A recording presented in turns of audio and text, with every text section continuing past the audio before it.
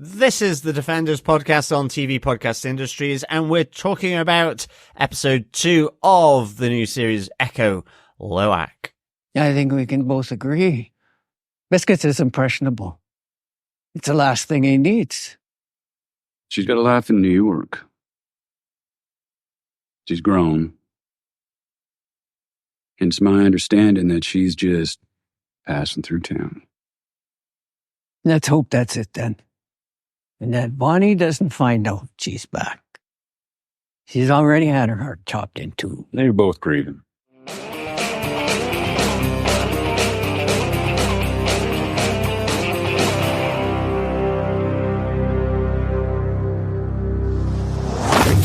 Welcome back, fellow Defenders, to Defenders podcast on TV Podcast Industries. We are on to Echo episode 2, Lowak. I am one of your hosts, John. I'm one of your hosts, Derek. And rounding out this group, I'm Chris. Welcome back, everybody. Hey, episode 2. Yes, weekly podcasting on Echo. It's kind of fun. Absolutely. Really enjoying it, actually. Back like the old days. Yes. Exactly.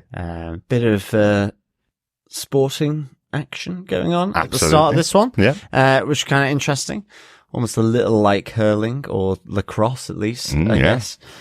So, yeah, very cool. It certainly gave me some more ideas about how we're going to develop our Banshee show.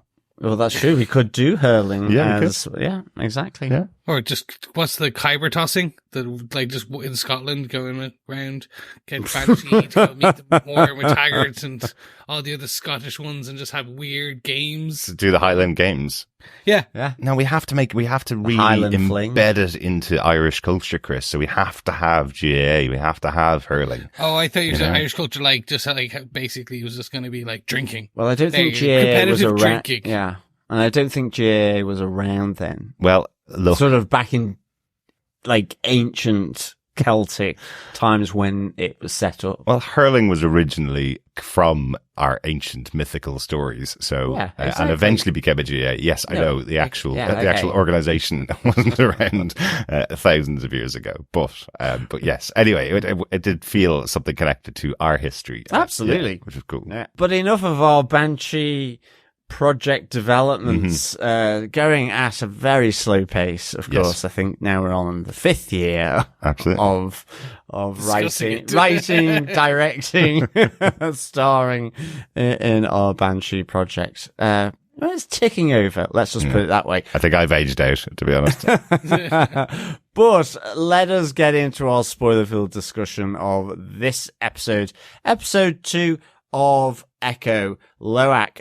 Just before we get into some of the episode details, though, of course, remember, fellow Defenders, if you're new and are joining us for our Echo coverage, you can, of course, head on over to our website at tvpodcastindustries.com, where you can subscribe to any podcast catcher of your choice.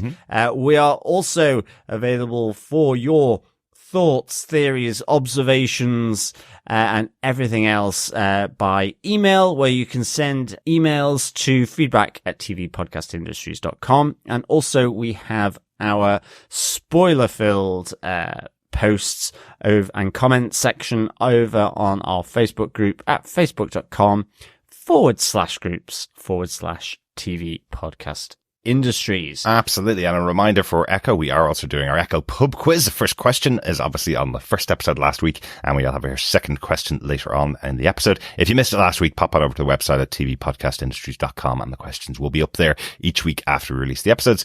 And all you need to do is send in the correct answers to the email address that John gave you a second ago at the end of the series, and you'll be able to have a chance of getting your hands on some Echo goodies.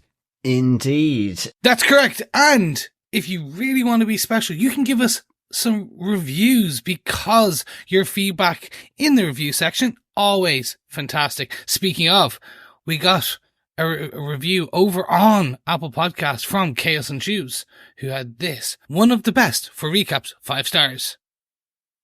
I've been listening for a number of years now and absolutely adore the funny, charismatic and knowledgeable recaps these gents provide. Keep up the fantastic work. Thanks, Hayes and Shoes. Yes, we are charismatic, funny, and the rest of the boys are knowledgeable. Thanks, Chaos and Shoes. That's really nice of you to say. Yeah, absolutely. Thanks, Chaos and Shoes. And I love the tag name as well. I think I want to be chaos in jumpers. I like it. We also got a bit of feedback over on YouTube from Mizu Torik, who had this to say. Hi guys, I listen to your podcast quite a bit on my podcast and I really enjoy it. One note though, when it comes to the pronunciation of characters' names, especially the main character, you gotta get it right. No excuses. Even in the opening when Kingpin is speaking, you hear him saying her name as it should be pronounced. Thanks for the feedback. Yes, fair point.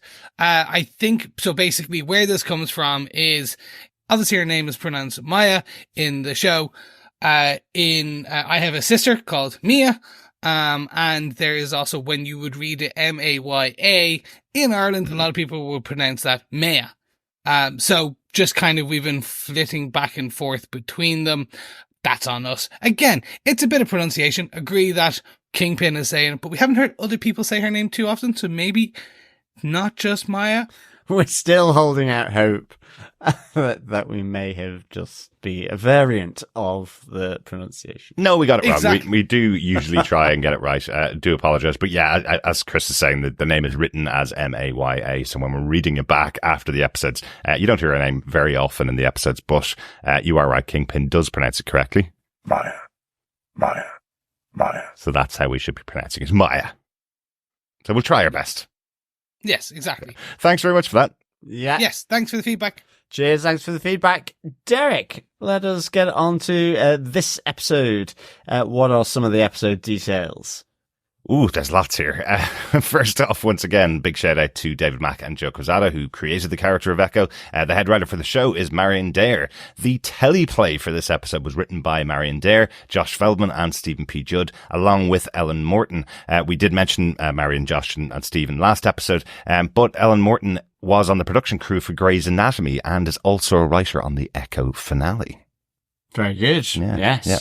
Yeah. So is involved in the show throughout the season. The story for this episode was written by Marion Dyer and Ken Christensen, with Josh Feldman and Stephen P. Judd, and Rebecca Rowanhorse and Bobby Wilson. Rebecca was a writer and story editor on A Murder at the End of the World on Netflix, a brand new show that just came out a couple of months ago on Netflix, I believe. And Bobby was a staff writer on 9 episodes of Reservation Dogs as well. Cool. Excellent. Yeah. Wow. I mean, it's good, expansive writing team. Mm-hmm. Yeah.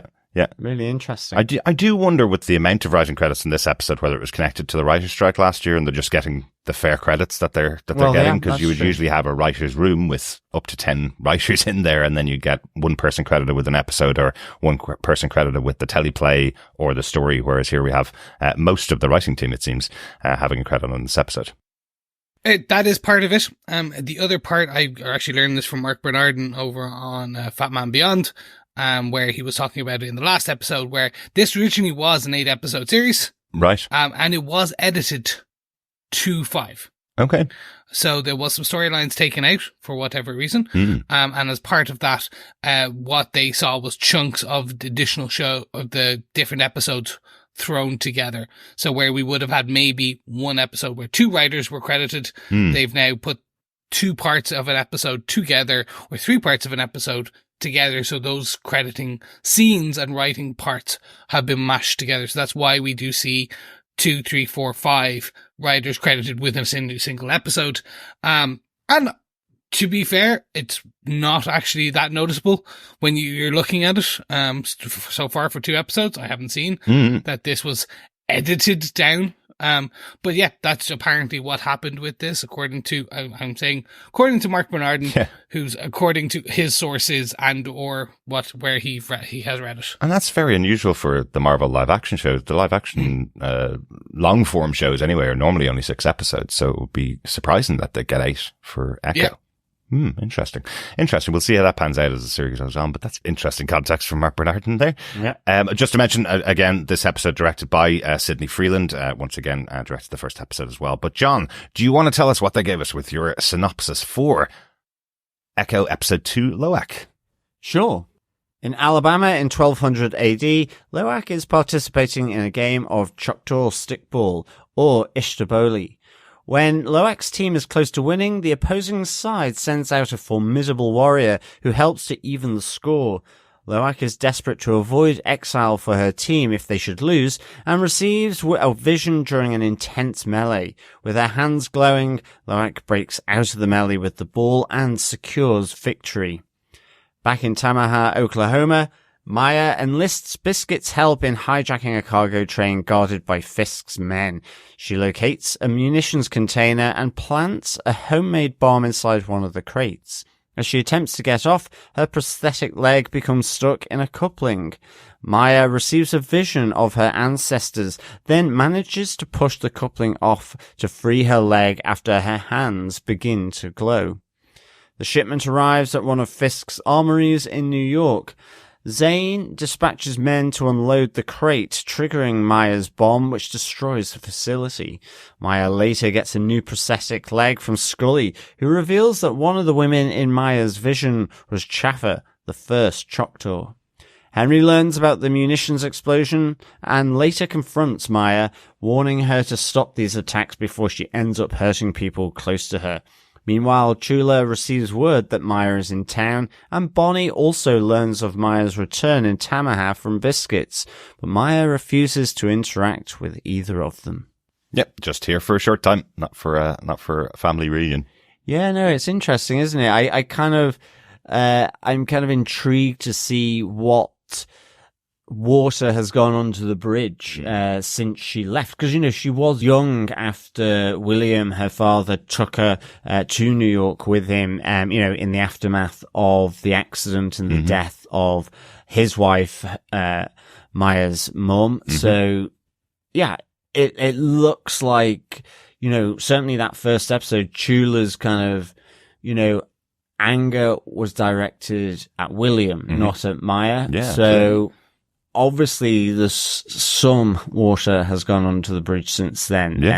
And things, have become, I guess, awkward, tense, you name it, families. Can't live with them. Yeah, you can't live with them, you can't live without them. Exactly. Well, if it's been 20 years and she hasn't seen any of them either, there's got to be a bit of a resentment built up there if they haven't come to visit her, because she was a young girl when she left as well. So, well, that's the flip side of the coin. Maybe they didn't want to visit William, but maybe they should have visited her, or should have had some connection with her. Or at least that might be her feeling, but I guess we'll see that as the season goes on, right?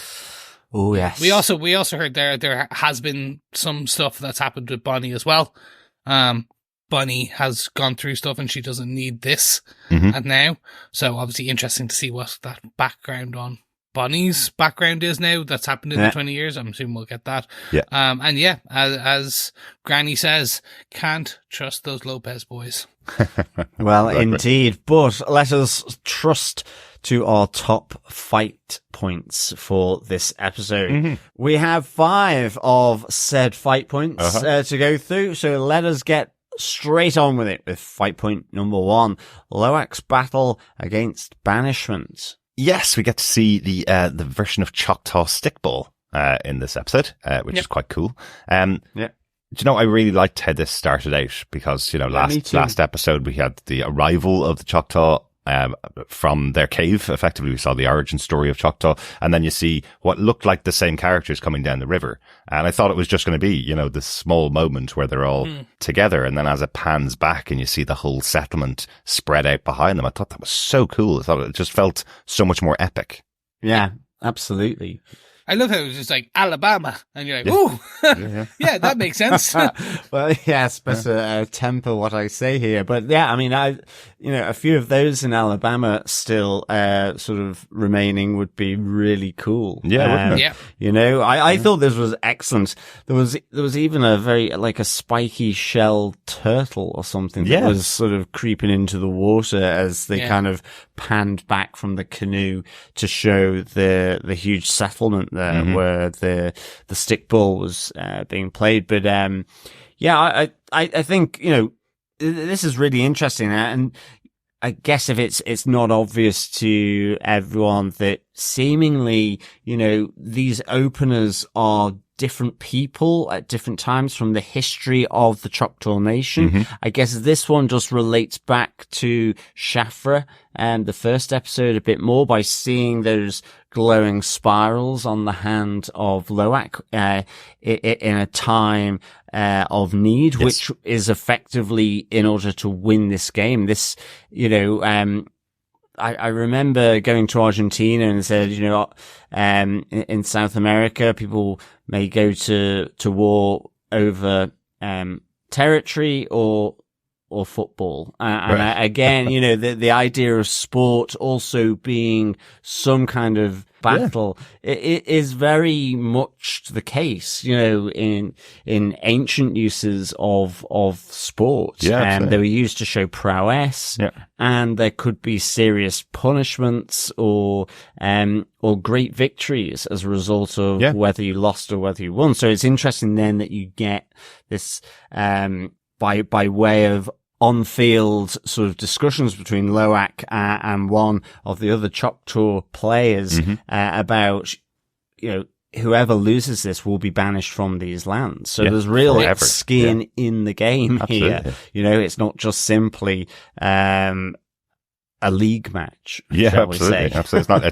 It isn't just a fun Saturday afternoon playing stickball. It's really important to these two communities.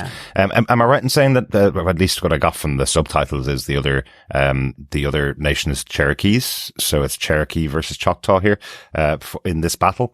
I think so, yeah. And Alabama would be one of the biggest regions where most of the Cherokees live. That would be a big territory for them. It would have been a big, historically, that's a big area where the Cherokees would have lived. So interesting to see the battle between the Choctaw and the Cherokee here.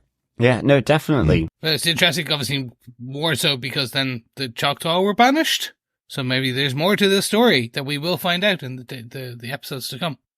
Maybe, but not necessarily. There are a number of Choctaw communities across the US that would have been around. You're right. The Choctaw Nation that we're following in the show here, they're based in Oklahoma, but I believe there are other Choctaw people across the US as well. So I'm not 100% sure whether they were banished from Alabama, at least until the Trail of Tears, as we talked about last week. But yeah, I don't know whether this specific story is the story of how they left the area, but at least what we see here is they are the ones that win the game. Because the victors. Because in here, in the MCU at least, the ancestors inspiring Lowak with some powers to help her win the game. Yeah, there's spiral markings on the palm of her hand. And also, interestingly, just because the episode title is Lowak, we see Lowak here as one of the sportswomen on the field of play. And Shafra is the title for episode 1. And so, again, we saw that story at the start, and it's interesting because we do see for a split moment with the visions of different ancestors, we see a lady in black and white with a gun, another member of the Choctaw Nation there. So again, someone new, and see how this kind of intergenerational ancestral storyline that is being sort of gradually exposed at the start of the episode sort of plays out with this lady in black and white. Yeah. I get the feeling now that they have shown us the power bit, and we'll get to the present day Maya's aspect, but I get the feeling we are going to see, I don't know, you've probably seen it in other comic books and things where there is one person appointed, like Black Panther. Black Panther gets a lot of his powers from both the heart-shaped herb, but also his ancestors. And in the comic book, there's more even of an ancestral line as well, powers and pieces like that. In DC, you have a lot of those characters as well who inherit powers from the powers of their people, of like things like that.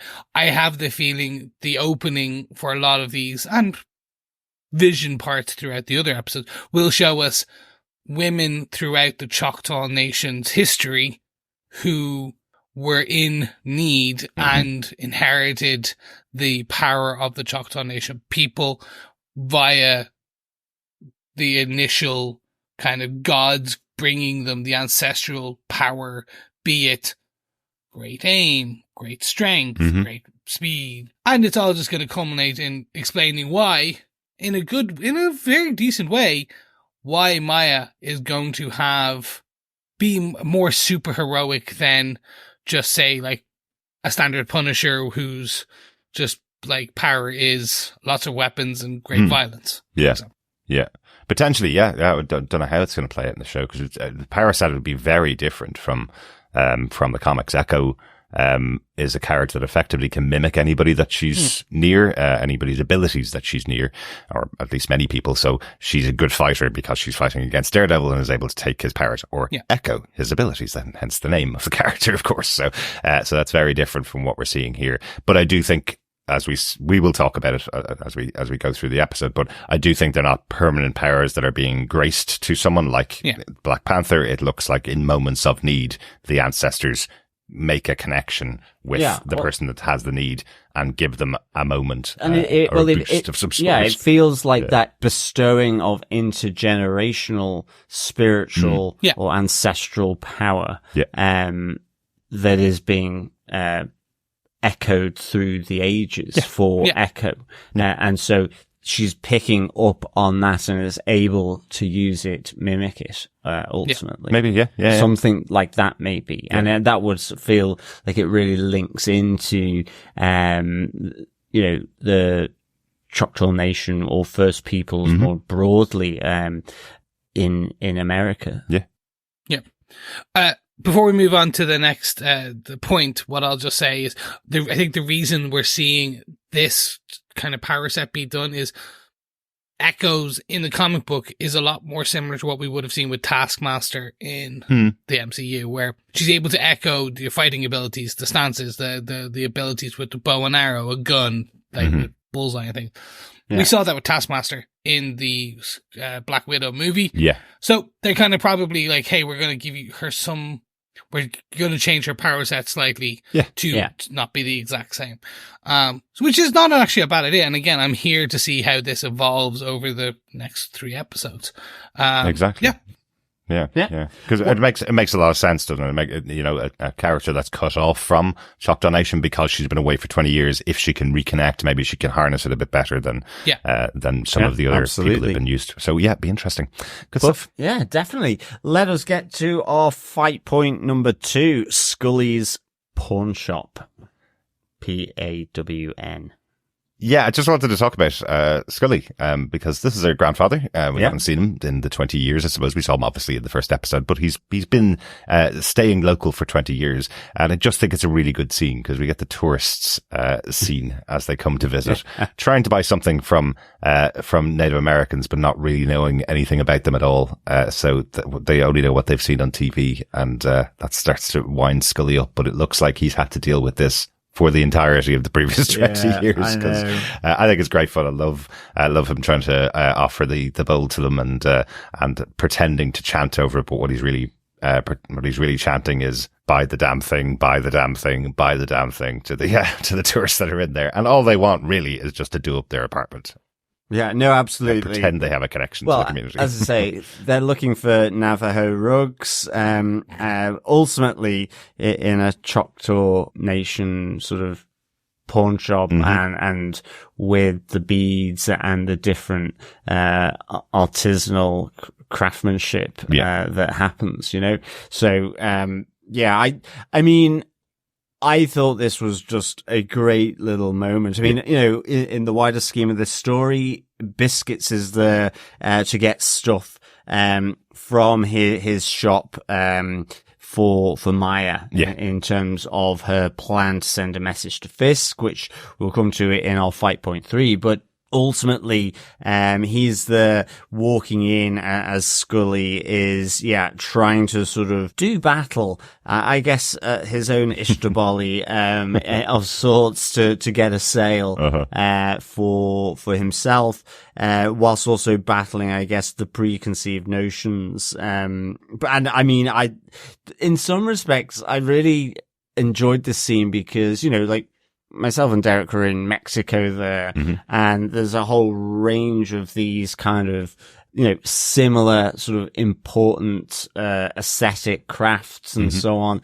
And you just go, oh, are we are we like them then when we're going in? And yes, we probably were, but it's just like, it's trying to sort of look past that just simple ornamentation of it to the deeper meaning as to what it means, I guess. But, I really enjoyed the scene. I thought it was really good. Absolutely. I liked how it played out, as well with the Navajo rugs. Well, they're not authentic and they're not handmade and they're certainly not native art because they're coming from Madripoor. Yes, a little interesting little reference. MCU reference there. Yeah. So we saw Madripoor, of course, in Falcon and the Winter Soldier last year or 2 years ago now, I think. Maybe even 3 years ago since Falcon and the Winter Soldier came out. But yeah, it's a Marvel city. It doesn't exist in the real world, but a little call out there that we have Madripoor on the market for making rugs. Indeed.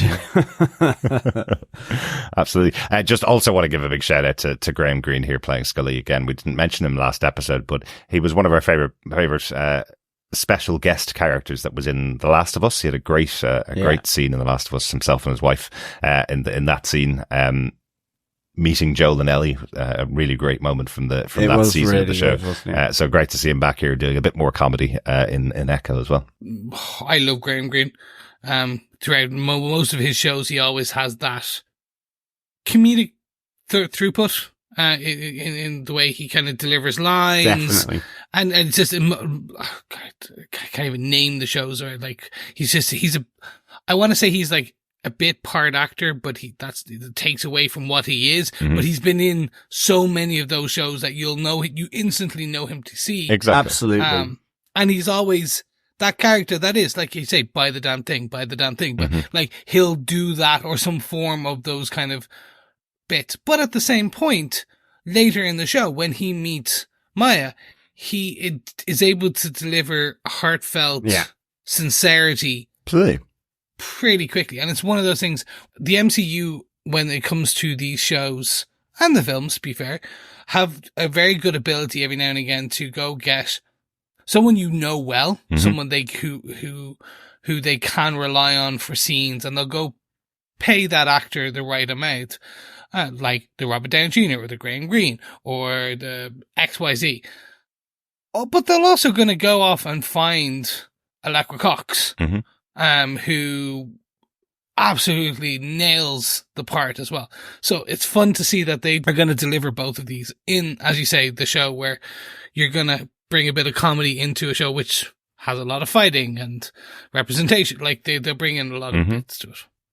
Yeah. No, I totally agree with you there, Chris, around sort of the heartfeltness from Scully to Maya. He misses her. He's kind of trying to encourage her to go and see Chula, and to, sort of reconnect with her. He seems at ease with her, when Maya has gone back to get her leg fixed. And I love the fact then that he kind of A-teams up a temporary sort of new leg for her with the sort of sponges used for the cushioning bits and all that. So I really enjoyed that little sequence as well. And it kind of, it almost connects back to this first scene, in his shop as well, just because, he's the one that noticed that, Maya is looking at that statue that he's selling in his shop of, Shaffer, the first Choctaw, and sort of just gives that sort of, importantly, points out that her grandmother traced her roots back to the first Choctaw. So again, maybe another element of this connection to be able to receive the echo of these powers, through time. Yeah, absolutely. Yeah, I wasn't 100% sure if that's what he'd said. Sorry, so thanks for clarifying. I thought he was saying that she can trace you back all the way, as in, go to her and she will start tracing your ancestry. But interesting, that she had already done that trace and connected the family all the way back. So that's absolutely indicative that we could have this, forming a big part of Echo's character. But yeah, Graham Greene, such a great actor. I think Empire used to call these kind of actors the 13%ers, because no matter what they're in, they add 13% to the score. so they just bring such a presence to the role, even in small moments in the movie and TV shows that they're in, that it will always be better for their presence. Yeah, Nice. absolutely. Good stuff. Shall we get on to fight point number 3? The biggie. The biggie, yes. The train heist. I know. I was trying to work out whether to call this just Mission Impossible, the train, or something like that. But it's not even a train heist. It's a train no heist, because she's not actually stealing anything from the train. But it is a massive part of the episode.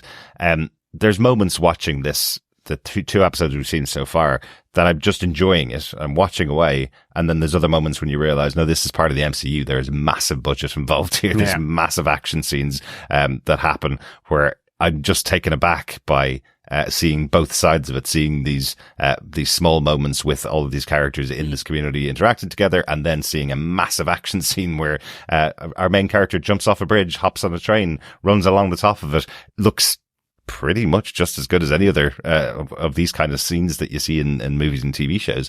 Massive explosions and a really exciting scene. So it kind of surprised me. It kind of came from left field in the episode, because it had seemed like a small episode to begin with, and then suddenly had this massive train heist scene. Yeah, no, absolutely. I thought this was really well put together. And I think for me, the other part of it that I really enjoyed was after Maya had got her prosthetic leg trapped in the couplings, and once she'd released them, there's just that kind of silhouetted image of her jumping across the gap between carriages.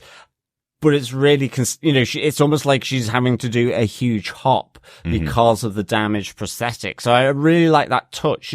That's the thing. It's like, all these different little touches, in a fairly sort of dialogueless sort of action sequence, really. Absolutely. So I kind of enjoyed that. And not only that, but it was a sneak in and out. She wasn't very much stealth mode.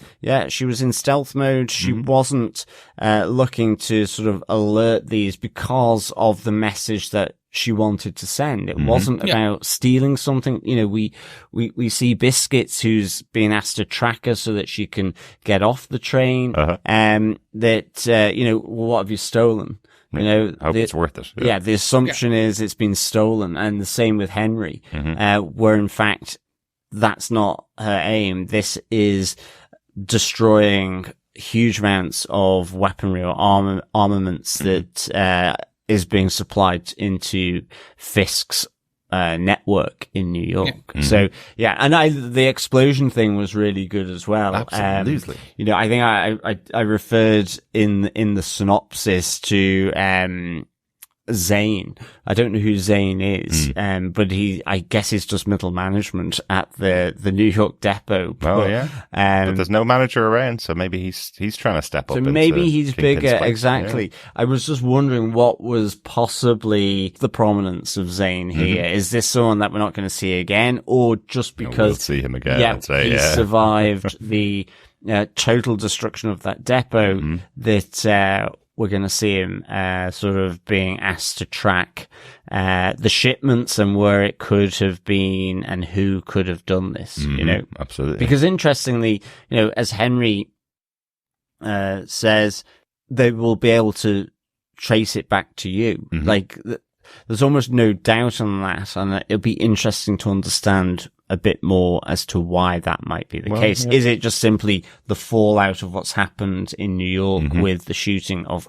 Kingpin, or is it something, more that's happened in that 5 months since the fact that she has been hunted down and so on? Yeah. I absolutely was enthralled with these scenes. As you said, like, the expectation is that when you get one of the kind of MCU shows, there's the CGI, the action is still slightly less than that of a 300 million film. Absolutely, yeah. Of course.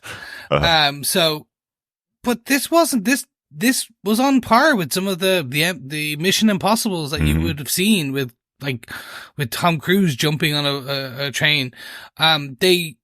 They did it well, like, again, cutting in and out of sound with no sound. Again, showing how Maya is perceiving the universe and the environment with her own kind of sensory abilities. So again, interesting to see that. And then just showing off those skills. They're really trying to just kind of go, look, this is who your character is. Yeah. The best part of that whole scene for me, and it sounds terrible, from a characterization point of view, is when she is on the semi-truck at the end and Biscuits is out of the cargo and like, she's just smiling. She's like, I got away with this. This is like, yeah, I did it. Yeah. And she's just got this cheeky grin, very much zeroing in on who the character is. She knows her abilities. She knows what she can do. She's going to be the queen pin. And she was satisfied with the result of this. Yeah. Again, she also just jumped off a speeding train into a speeding semi-truck. Absolutely. While also landing and kind of surviving. And yeah, it was just all fun. Yeah. I think that's all I can ask for. If we're going to get these episodes sprinkled with a bit of action, bit of historical information, bit of comedy, and then the family drama and an organized crime kind of somewhat whodunit mystery of what's going on. Yeah. Damn, this is good. Like, yeah. Absolutely. Yeah, really, really good. And I have to say, you're right that the sound design for that scene was particularly effective because it sounded like a real cacophony of sound on top of the train, the wind whistling past, the sound of the bells warning that there's a tunnel coming up, the things that were going overhead that could have knocked Maya down at any time, and then everything just drops out to silence. So it almost is showing you that Maya isn't distracted by all of that noise. She can focus because she isn't distracted by that cacophony of noise. It's an interesting use of the sound design there. That's true, actually, because I had originally thought, the sound as the sort of overhead cable structures were coming up, like, if she wasn't looking, the sound would help, and so I thought that was an interesting choice. It was the idea that she had to be focused on what she was doing, because otherwise it would be that classic sort of Mission Impossible scenario where someone gets knocked off the top of a train by one of the overhead cable lines. Exactly. Yeah. But it did also feel very Bond-like, as you say, Chris. There was no moment there that she's trying to knock out one of the guards or anything like that. She's just avoiding being seen at all times, which is really cool. Yeah.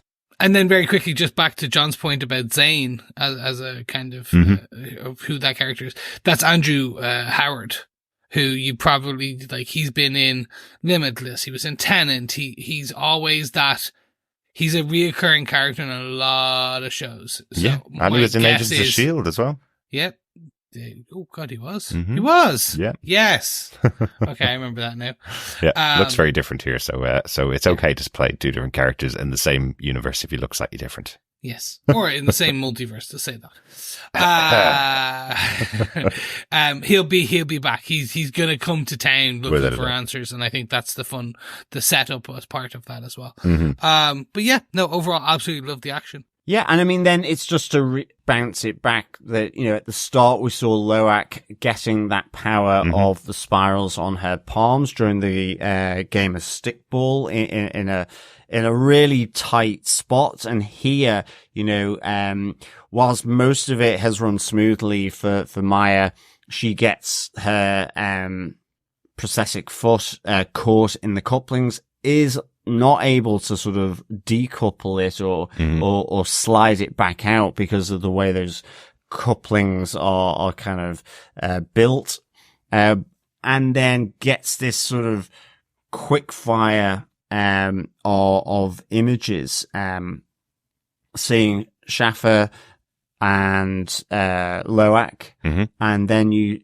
she's able to sort of move that coupling and free her leg. And you see her taking the gloves off, and she has that glowing spiral design on her palm. So and again, the spiral dissolves after she's finished. It just disappears off her palm. It's not a permanent absolutely mark. It's not like she's got permanent power here. It looks like she's been inspired for that moment, or given the power for that moment almost. Yeah, it's being able to call on something to help her in her moment of need.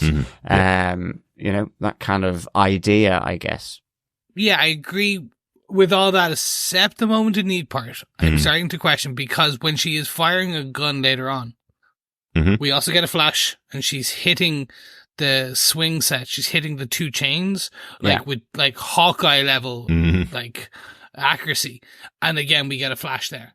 Well, and we see, that's where we see the member of the Choctaw Nation in black and white, and I'm expecting then that's Tuklo or Tuklo. Yeah, maybe. Potentially. That's the name of the next episode. Yeah.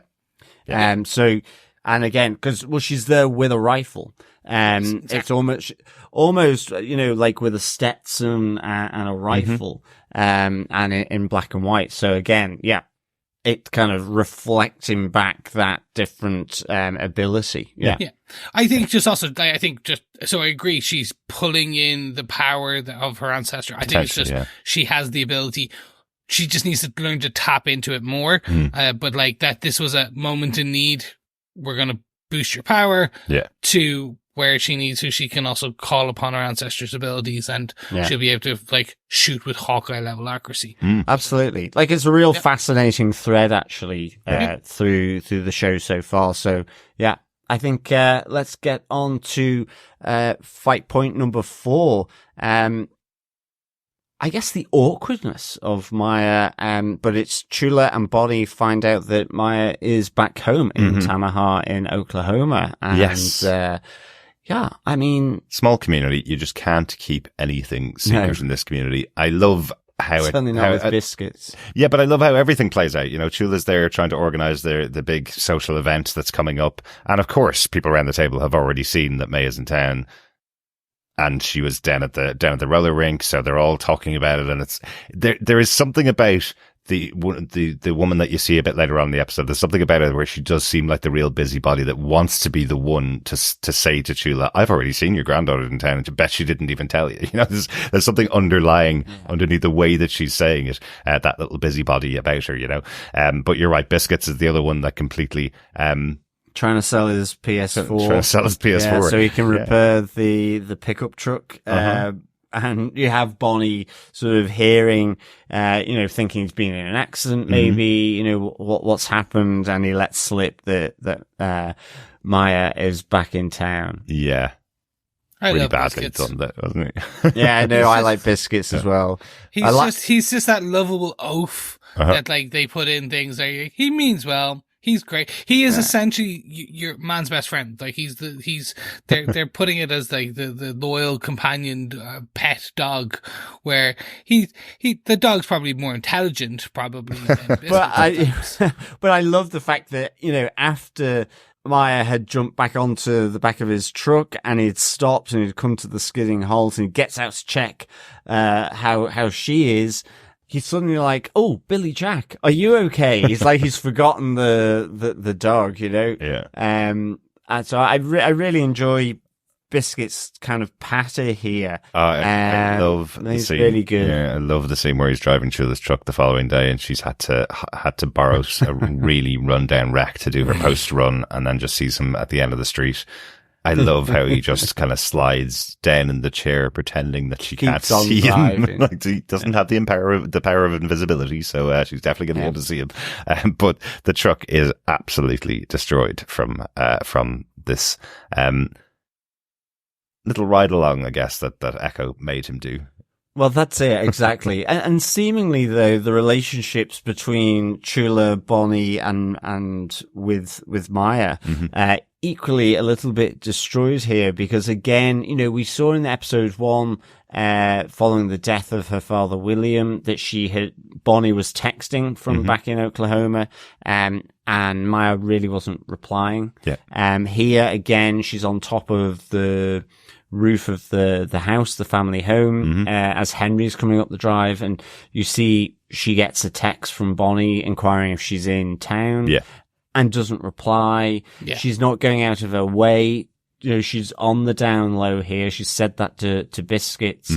So that sort of general awkwardness or unease, whatever is going on, is still very much there. Probably more than likely linked, unless there's more that transpires during the 20 years she's been away, but it's linked to the view of her father by her grandmother. And that distancing. Yeah, I guess so. And then there is that mention, as you said earlier on, Chris, about Bonnie getting her heart broken before, and it'll break her heart if Maya leaves without saying hello to her.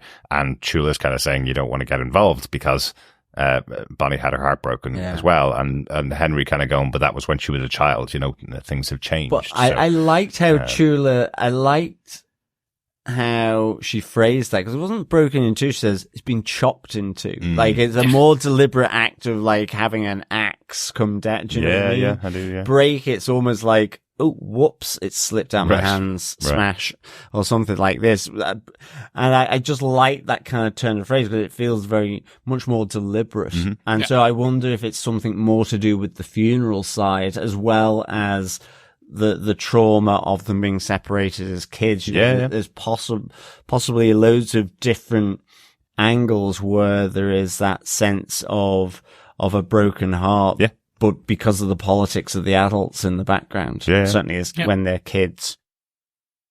I do have a question about whether they've talked in the 20 years. That's kind of, I get the feeling, obviously, if they have, Bonnie has her number, that they probably have chatted in 20 years. They must have done. Maya just hasn't been back to the village, to the little town for 20 years. Yeah. But they probably all talked. So again, it's going to be interesting to see what kind of has transpired. Yeah. And I guess given the kind of business that she's in, maybe it's a bit of, separation of church and state going on, really, where it's like, effectively, I'm a gangster. I followed in the footsteps of my father. Yeah. And if Chula knows that, then it's kind of like, phrases such as the apple doesn't fall far from the tree kind of thing, or, that kind of thing. Also, knowing Bonnie's a firefighter, so she is police adjacent. Exactly. Public servant, different set of criteria around going into that, as opposed to effectively working for the Kingpin underground. Yeah. So a little bit of Grosse Pointe Blank coming in. Yeah. Henry is Maya's uncle, correct? That's the way I'm reading it. That yes. She's like her father's brother. Yeah. Yes. So yes, that definitely. He is a Lopez, and the Lopez. So obviously, Maya's father was a Lopez, went to work with Kingpin. So it seems like Henry is also a Lopez. Is working for Kingpin. Has been working for Kingpin. Is the bad element in town, the gangster in town.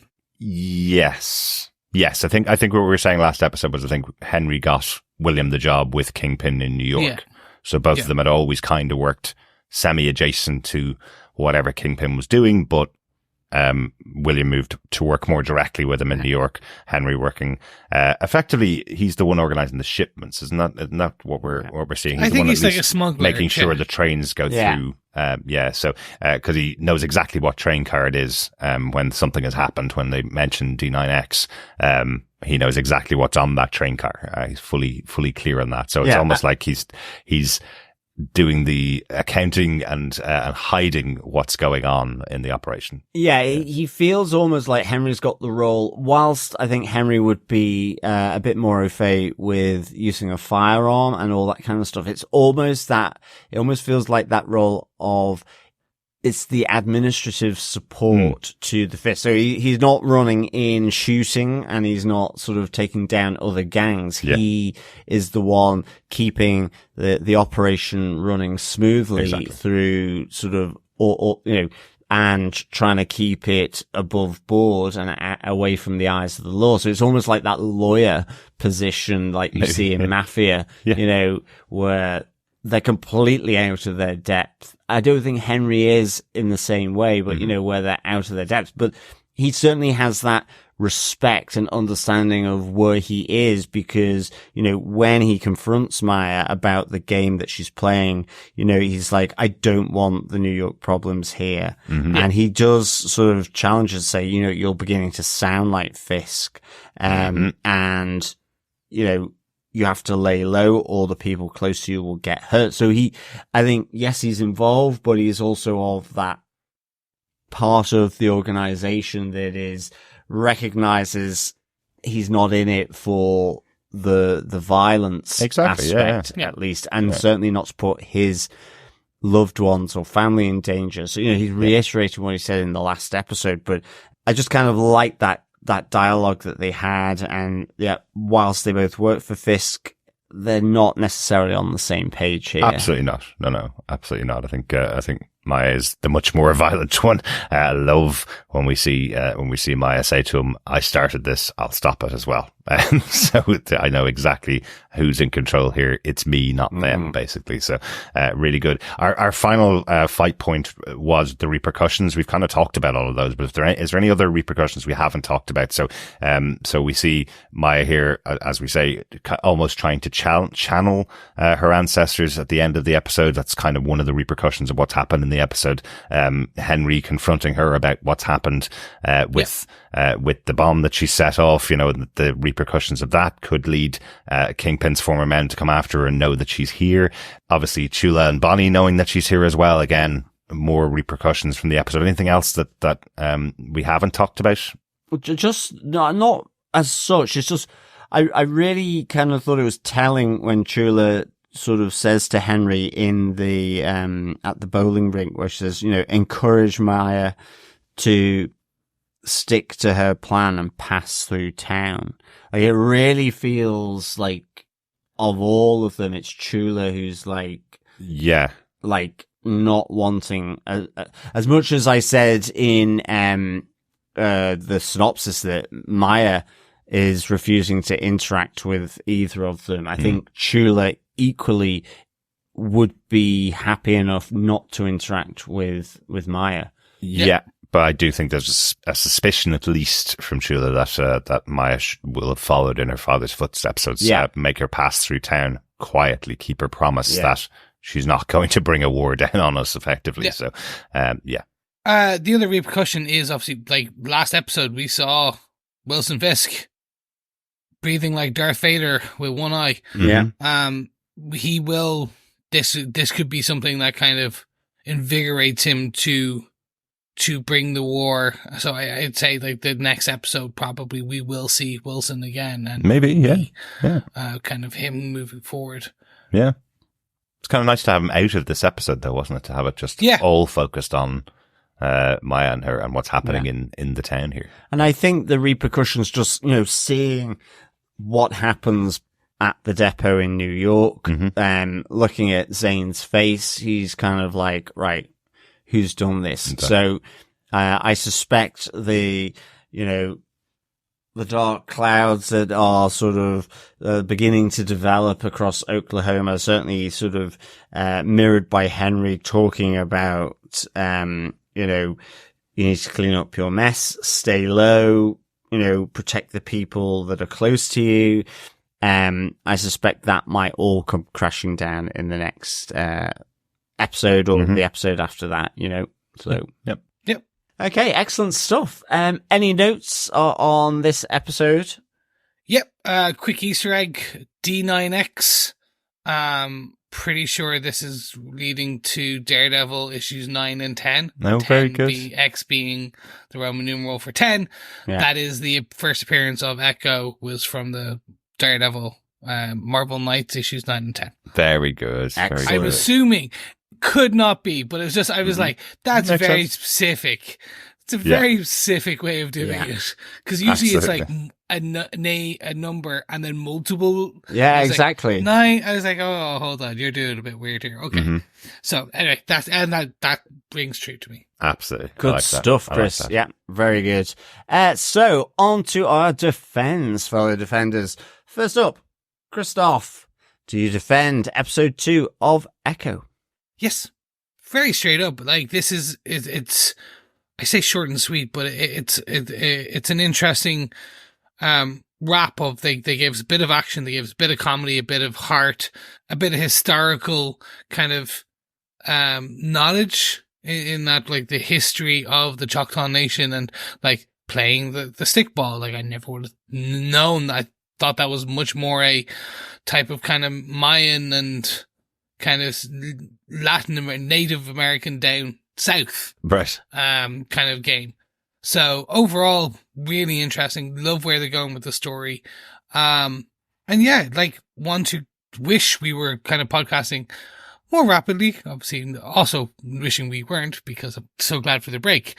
But at the same point, very much wishing that I could kind of watch it a lot faster. But no, this is nice. It's like a good meal every week. There you go. Excellent stuff. What you're really saying is you wish we weren't podcasting on it so you could binge it all, Chris. Yes, exactly. That's 100%. Excellent stuff. Derek, do you defend this episode of Echo? Yep, absolutely defend it. It's got all the features that I love about a good Marvel show. We got some really exciting action in here. We got some comedy in here. We got some really, really good actors in here. But the addition of these historical elements of the Choctaw Nation are making it even more enjoyable for me. I absolutely love this full contact sport that had such a big impact that two different groups would be coming together, fighting for their right to live in this territory, using a game like the stickball, and it was really exciting. Even not knowing anything about the rules, you can pick up what's going on. You can understand what's happening on the field, and you can understand how important it is to this group. And yeah, the intrigue about what's happening with the ancestors feeding powers through to those that are in need. That's a really interesting through line, and I'm hoping to see a lot more of as the season goes on. It seems like that's the way they've done it, with each episode being named after an ancestor, leading up to the finale called Maya. So that'll be very interesting to see how it plays out. How about yourself, John? Do you defend this episode of Echo? Absolutely, yeah. I definitely defend this episode of Echo. I'll give it 4 starlight expressions out of 5. I combine Marvel and Andrew Lloyd Webber musicals. Yeah, I really like this episode. I'm really enjoying these openings to the episodes, and I love how that's now feeding through to different people across time. So we see it with Lowak at the start here, and then with Maya on the train, but also then towards the end, as I say, who's the Choctaw in the black and white? I'm expecting it's Choctaw, if that's how it's pronounced. I hope so. But certainly, I'm really enjoying how this is sort of bleeding through into the present for Maya, and how that plays out here, as she's effectively set herself up against Kingpin's organization, with, dare I say it, her hometown of Tamaha, in Oklahoma being at the forefront of this if she's not careful. So absolutely. I loved all that. I think I'm so glad we had the point on Scully. Really, really enjoying Graham Greene as always. And I'm loving Biscuits as well, and his relationship with Maya. God, Scully's place, his pawn shop, really seems to be the place to go if you need anything. Like, yeah, I love that. It felt A-teamy to me. It was just like, right, I'm going off. Off he goes. Constructs temporary one for her. We'll get, I'll get a proper one done up for you. But you can due course. You can also get cameras that are the size of hummingbirds' tongues. Yeah, no, exactly. Cool. Militia level. Yeah. I was going to say militia level. I was like, ooh, yeah. Unless you do with militia stuff. Exactly. I have to say as well, I didn't say it, but I just like the comedy element of Maya walking on her temporary prosthetic with the squeak. I was there going, when will this possibly get annoying? Because at the moment it's hilarious that she's kind of having to sort of just get used to and adjust to this temporary prosthetic that Scully has sort of put together in his workshop. So I wonder if that's why she was sitting on the roof, because it was just annoying her so much to walk around. So I really enjoyed that. And yeah, I think, the interesting thing they're beginning to sort of bubble away in this episode is Chula, Bonnie, and Maya, and that kind of trinity of relationships and what has actually, what water has passed onto the bridge in those 20 years, to have that distance between these people. So yeah, absolutely do defend this episode for Starlight Expressions out of 5. I love it, John. I love it. I think we need to wet the whistle and head on down to the local pub. We certainly do.